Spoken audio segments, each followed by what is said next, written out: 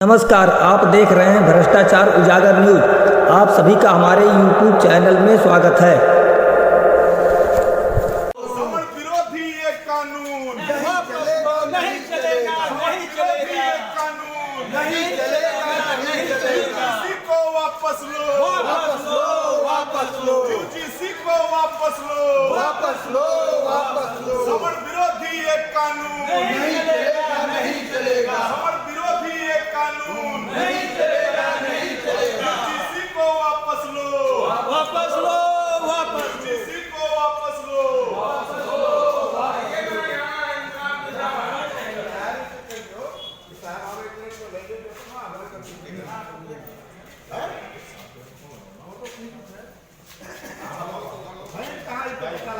समान विरोधी कानून, विरोधी कानून, समान विरोधी कानून, समान विरोधी कानून। सरकार की ये तानाशाही, सरकार की ये तानाशाही, सरकार की ये तानाशाही। अभी तो अंगड़ाई है, अभी तो अंगड़ाई है। यही इंकलाब समान विरोधी कानून, समान विरोधी कानून।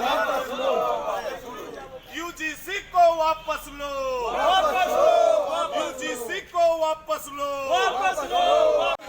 समर विरोधी एक कानून नहीं चलेगा, जातिवादी एक कानून नहीं चलेगा, नहीं चलेगा। आज आप लोग विरोध प्रदर्शन कर रहे हैं, क्या मुद्दा है? हम लोग यूजीसी के तहत लाए गए काले कानूनों का विरोध कर रहे हैं, जो कहीं ना कहीं सवर्णद्रोही हैं। शिक्षा का मंदिर विद्यालय कहा जाता है, विश्वविद्यालय कहा जाता है, वहाँ पर भी वर्तमान सरकार द्वारा जातिगत भेदभाव लाया जा रहा है, जो कि काफ़ी गलत है। हमारे बच्चों का शोषण करने के लिए ये कानून लाया जा रहा है। हमारे बच्चे जिनके पैरों में पहले से आरक्षण की जंजीरें बंधी थी, हमारे बच्चे जिनके ऊपर कभी भी SC/ST एक्ट लगा करके कोई भी शेड्यूल कास्ट के लोग धनुगाही कर रहे हैं, और इन्हीं बच्चे तब भी अगर कहीं कामयाब होने की कगार पर पहुंच रहे थे, तो उनको आज पढ़ने से भी वंचित करने के लिए यूजीसी का कानून लाया जा रहा है। यूजीसी का कानून इतना जरूरी था कि कि हमारे समाज के लोग किसी तरीके से आगे ना बढ़ पाए, इनको किसी तरीके से भी रोक दिया जाए। इनको कानून बनाने में ये नहीं दिखता कि आज शिक्षा के मंदिरों में धनुगाही होती है। 5 रुपए की किताब 500 में बेची जा रही है। सोने के भाव में जूते तक उनके तय किए जा रहे हैं, खरीदे जा रहे हैं। प्राइवेटाइजेशन हो गया सब कुछ। शिक्षा का व्यापार बना कर रखे हैं, उस पर इनको कोई कानून नहीं बनाना है। इनको केवल जातीय कानून बना करके अपनी सत्ता की कुर्सी बांधनी है। तो मैं आपके माध्यम से ये बता देना चाहता हूं कि आपकी कुर्सी के चारों पांव अगर कोई टिका कर रखा है, तो केवल ये सवर्ण समाज टिका कर रखा है। एक पावा एक दिन में तोड़ेगा तो 4 दिन लगेंगे आपकी सत्ता को जड़ से उखाड़ कर फेंकने में। आप ये बात जान लीजिए। इसलिए आपसे निवेदन कर रहा हूं कि आप सवर्ण विरोधी ये कानून जल्द से जल्द वापस ले लें, अन्यथा एक ऐसा आंदोलन इस देश में होगा जो आपकी सत्ता भी नहीं रोक पाएगी। धन्यवाद। मेरा नाम विनोद कुमार पांडे है, मैं पेशे से अधिवक्ता। आज इस मुद्दे पे लेकर आया है कि अभी आपने देखा है कि हाल ही में भारत सरकार ने यूजीसी कानून को लेकर जो नए अमेंडमेंट किए हैं, हालांकि इसको 2012 में बना था, तो इस पर हम लोगों ने कोई एतराज़ नहीं किया था। आज तो जो कानून का नया रूप आया है, उस नए रूप में अगर किसी भी SC/ST OBC के किसी छात्र ने हम सवर्ण छात्रों के खिलाफ अगर कोई शिकायत कर दी है, तो उस शिकायत के लिए एक खंडपीठ उन्होंने बना रखी है, और एक कमेटी उसकी जांच करती है। जांच करने के बाद अगर वो हमको ये पाते हैं कि हमारी गलती है कि नहीं गलती है, इसका कहीं कुछ नहीं है, लेकिन 10 साल की सज़ा उन्होंने मुकर्रर किया है, जिस पर हमको सख्त एतराज़ है। हम कह रहे हैं कि 2012 का जो ड्राफ्ट बना था, उसमें ये लिखा था कि शिकायतकर्ता अगर शिकायत करता है, तो शिकायतकर्ता के खिलाफ अगर जांच में ये रिपोर्ट झूठी पाई गई, तो उसके खिलाफ भी एक्शन होगा। अगर ये चीज़ थी तो ये काबिल बर्दाश्त थी, लेकिन अब उन्होंने उसको अमेंडमेंट कर दिया है।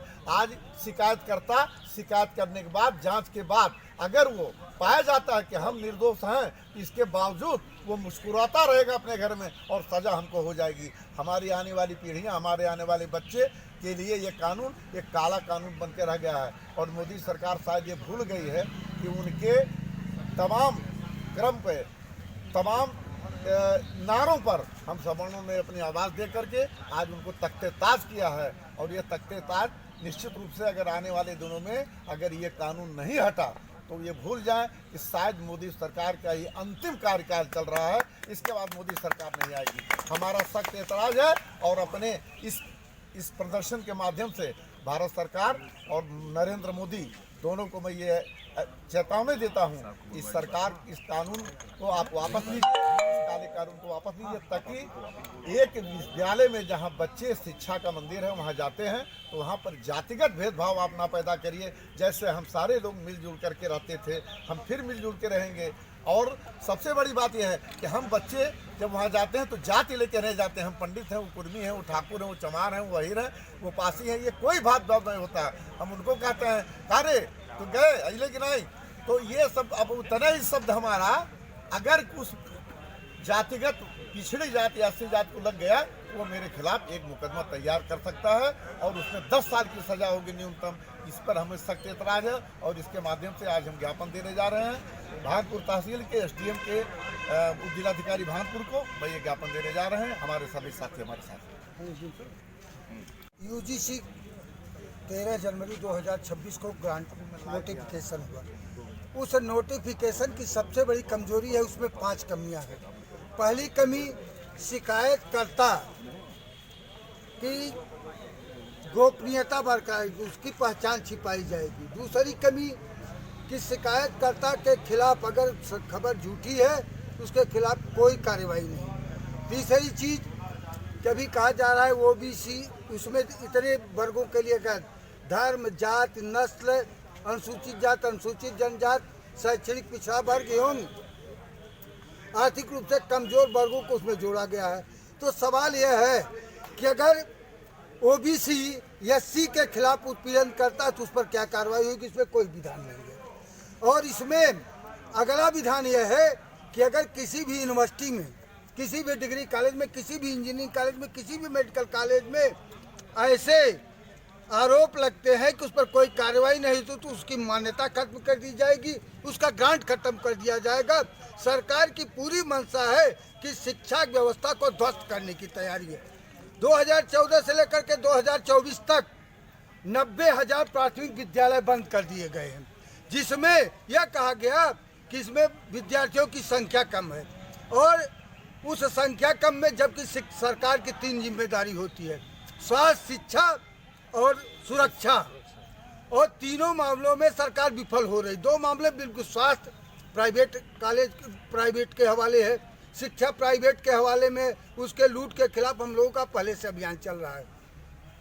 इसके बाद बात आती है शिक्षा की। डिग्री कॉलेज, कोई भी विद्यार्थी डिग्री कॉलेज, जो सरकारी डिग्री कॉलेज है, इंजीनियरिंग कॉलेज है, उसकी फीस में और प्राइवेट कॉलेज में अंतर है। तो सरकार प्राइवेटाइजेशन करने के लिए अगर आरोप और गोपनीयता छिपाने की स्थिति में यह होगा कि अगर सरकार किसी यूनिवर्सिटी की मान्यता खत्म करनी चाहती है, ग्रांट रोकना चाहती है, तो उसके खिलाफ गोपनीय ढंग से कंप्लेन करा करके उसकी मान्यता रद्द करके शिक्षा व्यवस्था को ध्वस्त करके सिर्फ 5 किलो राशन पर पूरी जनता को टिकाने की व्यवस्था में यह व्यवस्था लाई गई है। पूरे देश की शिक्षा व्यवस्था ध्वस्त करने की तैयारी है, न कि किसी वर्ग विशेष का लाभ। वर्ग विशेष की बात करते हैं आप, सवर्णों को जन्मजात कोई सवर्ण विरोध अपराधी नहीं होता है, लेकिन अगर SC को OBC मारे और OBC SC को मारे तो उस पर कौन सा अपराध लगेगा, उसमें इसकी व्यवस्था नहीं है। और दंड की प्रक्रिया में, भाई साहब, वकील साहब से क्षमा चाहूँगा, दंड की प्रक्रिया में अब बाध्यता नहीं की गई है। वह उसका जो जजमेंट करेगा वह उसके विवेक पर निर्भर है कि वो फांसी दे देगा कि छोड़ देगा। मैंने कहा न्यूनतम नहीं दिया है, न्यूनतम दिया 10 साल। और इसके बाद ये स्थितियां बनी हुई है। ऐसी स्थिति में यह शिक्षा व्यवस्था सरस्वती के पावन मंदिर को बचाने के लिए और देश की बौद्धिक स्थिति बताने के लिए आम जनमानस को इसको आगे आना पड़ेगा। अगर ये समझते हैं OBC और पिछड़े के लोग कि हमारे हित में, ये उनके हित में भी नहीं है, क्योंकि इस पर जो आंकड़े लगाए गए हैं, मैं आंकड़ों के साथ बात करूंगा, 2019 से लेकर के 2024 तक लगभग 1200 मामले हुए हैं और 5 साल में 1200 मामले और 700 से ऊपर यूनिवर्सिटियां हैं। अगर आंकड़ा देखा जाए 1% भी नहीं आता, एक यूनिवर्सिटी पर एक भी नहीं आता है और इसके बाद भी इस पर कानून बनाया जाता है। हाँ, विद्यार्थियों के बीच में तरह तरह अध्यापक छात्र से लेकर के वाइस चांसलर तक पर यह व्यवस्था है। ऐसी स्थिति में इसके खिलाफ पूरे देश में मैं सभी संगठनों का आह्वान करता हूं कि इसके लिए एकजुट होकर के लड़ाई लड़ें और इसके लिए यह नहीं कि कौन लड़ेगा कौन नहीं लड़े, सबको लड़ना क्या पड़ेगा। परिचय आपका? दीनदयाल तिवारी, केंद्रीय प्रवक्ता मेधावी। जय हिंद, जय भारत।